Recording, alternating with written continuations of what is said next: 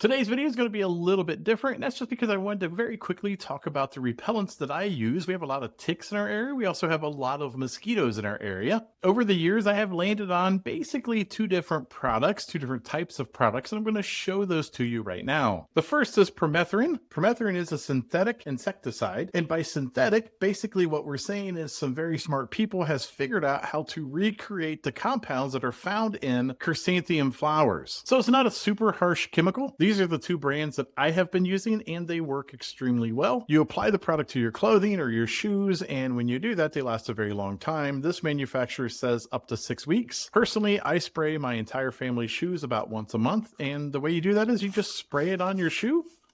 You make sure you get good coverage all the way around,